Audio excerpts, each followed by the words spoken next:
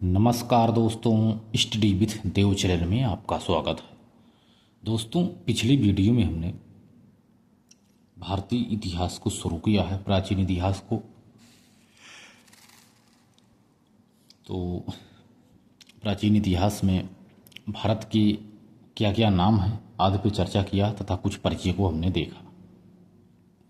अब देखते हैं दोस्तों भारतीय इतिहास का विभाजन।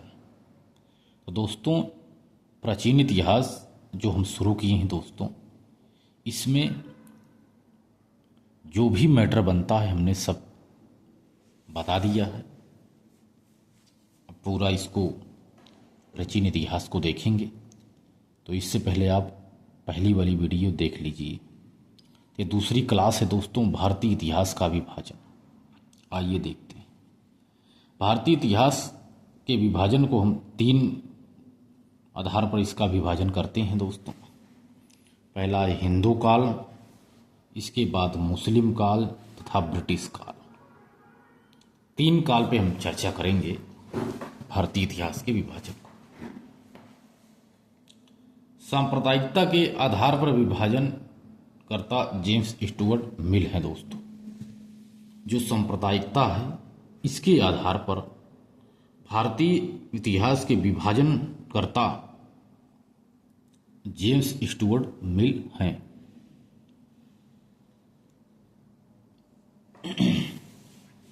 भारतीय इतिहास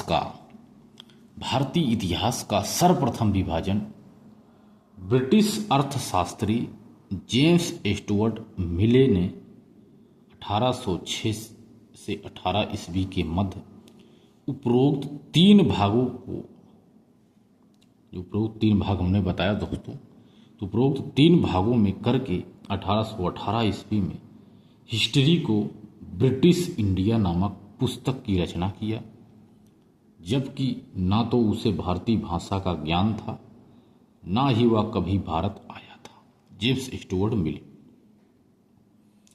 भारतीय इतिहास का सर्वप्रथम विभाजन ब्रिटिश अर्थशास्त्री जेम्स स्टुअर्ट मिल ने 1806 से 1818 ईस्वी के मध्य उपरोक्त तीन भागों में करके 1818 ईस्वी में हिस्ट्री को ब्रिटिश इंडिया नामक पुस्तक की रचना किया, जबकि ना तो उसे भारतीय भाषा का ज्ञान था, ना ही वह कभी भारत आया था। यह भारतीय इतिहास का लिखी गई पहली क्रमबद्ध पुस्तक थी। इस पुस्तक को तत्कालीन समयों में बहुत बड़ी मांग थी। इस पुस्तक में आदिकाल से लेकर के 18वीं सदी के अंत तक के इतिहास का वर्णन किया गया था। जेम्स स्टुअर्ट मिल ने पद चिन्हों पर चलकर विसेंट आर्थर स्मिथ ने जेम्स स्टुअर्ट मिल के पद चिन्हों पर चलकर विसेंट आर्थर स्मिथ ने 1904 ईस्वी में अर्ली हिस्ट्री ऑफ इंडिया नामक पुस्तक का प्रकाशन किया। इस पुस्तक में आधे से अधिक यूनानी आक्रमणों का उल्लेख किया गया। इस पुस्तक में स्मिथ ने समुद्रगुप्त को भारत का नेपोलियन कहा। स्मिथ ने इस पुस्तक में, यानी अर्ली हिस्ट्री ऑफ इंडिया नामक पुस्तक में, समुद्रगुप्त को भारत का नेपोलियन कहा कि ये भारत के नेपोलियन है। दोस्तों, भारतीय इतिहास का विभाजन हिंदू काल और मुस्लिम काल तथा ब्रिटिश काल में विभाजन मिलता है। सांप्रदायिकता के आधार पर विभाजन करता जेम्स स्टुअर्ट मिल हैं। जो जेम्स स्टुअर्ट मिल हैं दोस्तों, ये भारत कभी नहीं आए थे, ना ही भारत की किसी भी भाषाओं को उनको ज्ञान ही था। फिर भी इन्हें इस इंडिया को ब्रिटिश इंडिया नामक पुस्तक की रचना किया था, जिसमें इसका उल्लेख किया।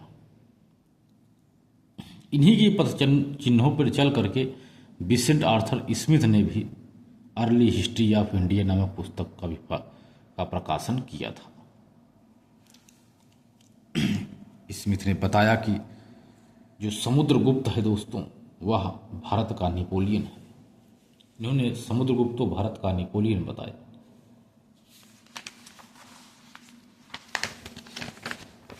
देखते हैं दोस्तों भारतीय इतिहास का तिथि क्रमानुसार विभाजन, तिथि के क्रम अनुसार विभाजन।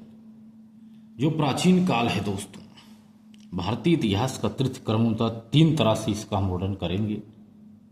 प्राचीन इतिहास जो आदिकाल से लेकर के 1000 ईस्वी तक माना जाता है, प्राचीन इतिहास, तथा मध्यकाल 1000 ईस्वी से 1818 ईस्वी तक माना जाता है, तथा आधुनिक काल 1818 ईस्वी से वर्तमान तक माना जाता है। भारतीय इतिहास का तिथि क्रमानुसार यही विभाजन है दोस्तों। 3 तरह से इसका विभाजन किया गया है: प्राचीन काल, मध्यकाल, आधुनिक काल।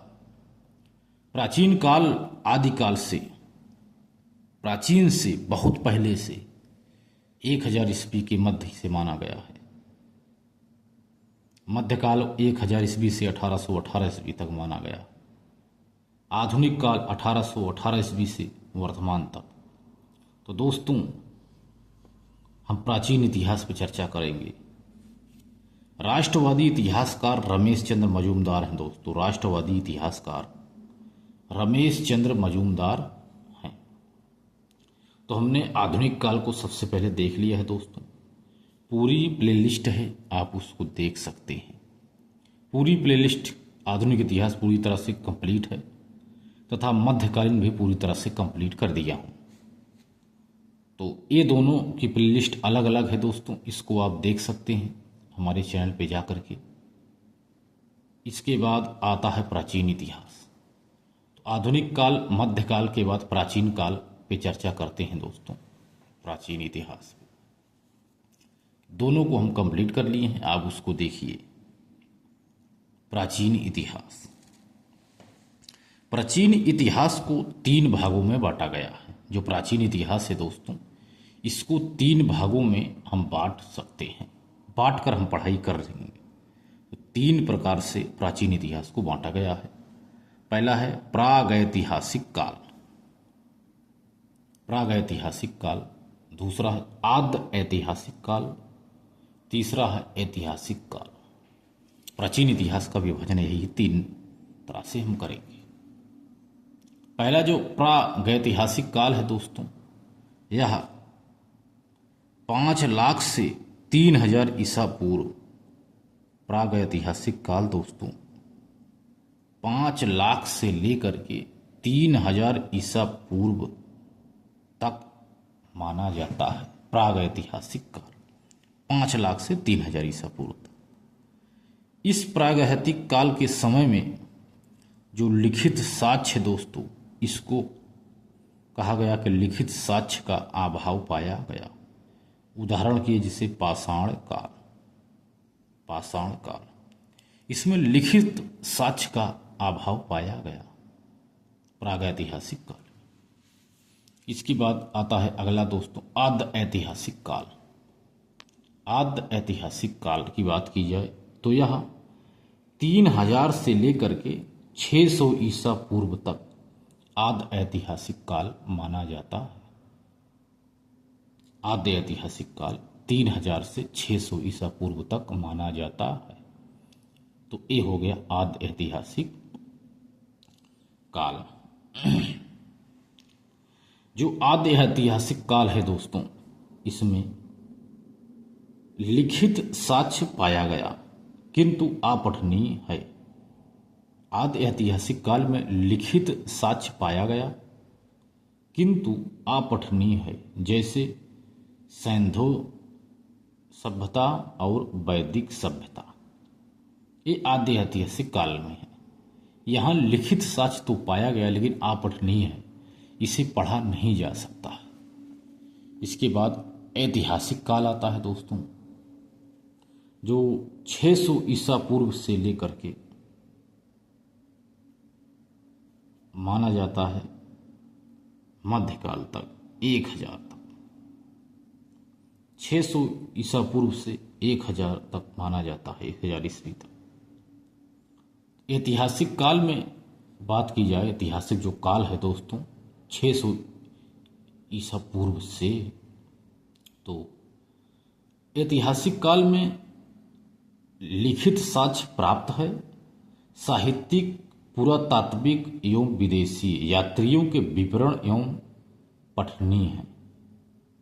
तो ऐतिहासिक काल में लिखित साक्ष्य भी पाया है, साहित्यिक, पुरातात्विक एवं विदेशी यात्रियों का विवरण भी मिलता है तथा ये पठनीय है। यह सभी ऐतिहासिक काल में मिलता।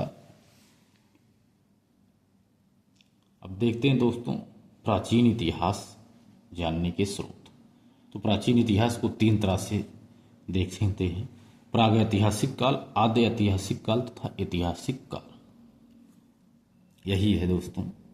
प्रागैतिहासिक काल हमने बताया 5 लाख से 3000 ईसा पूर्व, आद्य ऐतिहासिक काल 3000 से 600 ईसा पूर्व, और ऐतिहासिक काल 600 ईसा पूर्व से लेकर 1000 ईस्वी तक लगभग माना जाता है। अब देखते हैं दोस्तों प्राचीन भारतीय इतिहास जानने के स्रोत। प्राचीन इतिहास जानने के स्रोत पे बात की जाए तो तीन तरह से इनके जानने के स्रोत हैं। प्राचीन इतिहास के जानने के स्रोत तीन तरह से देख सकते हैं। पहला है साहित्यिक स्रोत। साहित्यिक स्रोत के माध्यम से हम प्राचीन इतिहास को जान सकते हैं। अगला पुरातात्विक स्रोत। पुरातात्विक स्रोत के माध्यम से भी हम भारतीय इतिहास को जान सकते हैं तथा विदेशी यात्रियों के विवरण। विदेशी यात्रियों के विवरण से भी हम प्राचीन भारतीय इतिहास को जान समझ सकते हैं। तो तीन तरह से हम प्राचीन इतिहास को जान सकते हैं: साहित्यिक स्रोत, पुरातात्विक स्रोत तथा विदेशी यात्रियों के विवरण। तीन तरह से।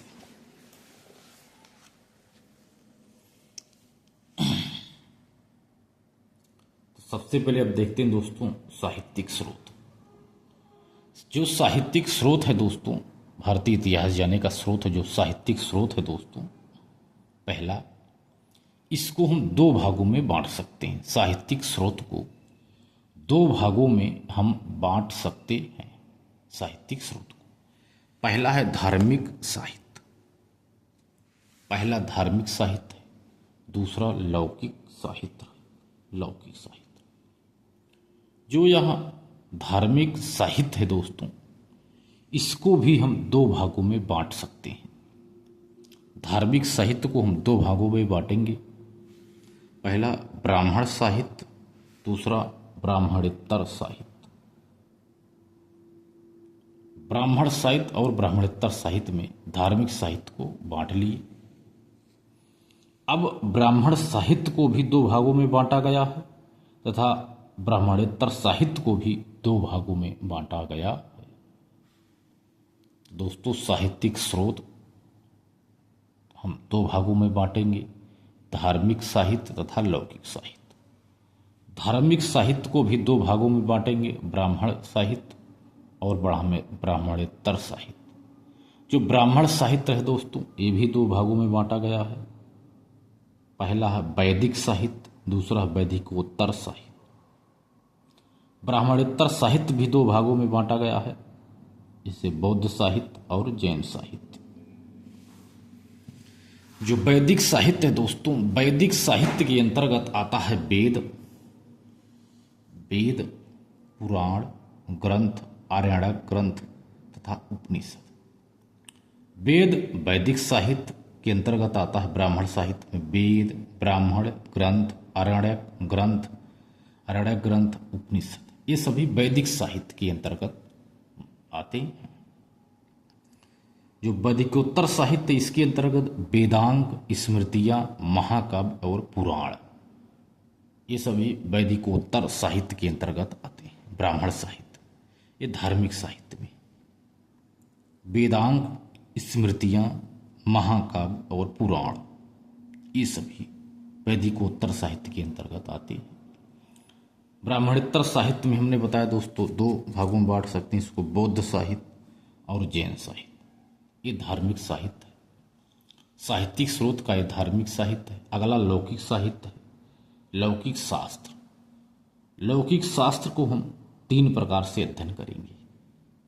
पहला अष्टाध्यायी, इसके लेखक हैं पढ़नी। पढ़नी ने अष्टाध्यायी लिखा, इसको पढ़ेंगे। यह एक लौकिक शास्त्र है अष्टाध्यायी। हर्षचरित, इसको देखेंगे, तथा अर्थशास्त्र इत्यादि। तीनों के आधार पर हम कह सकते हैं कि लौकिक शास्त्र है। ये तीनों लौकिक शास्त्र है। तो साहित्यिक स्रोत को हमने दो भागों में बांटा, धार्मिक साहित्य और लौकिक साहित्य। साहित्यिक स्रोत हो गया। अब है अगला पुरातात्विक स्रोत। पुरातात्विक स्रोत की बात की जाए तो पुरातात्विक स्रोत को हम तीन भागों में बांट सकते हैं। अभिलेख, मुद्राएं, स्मारक या भवन।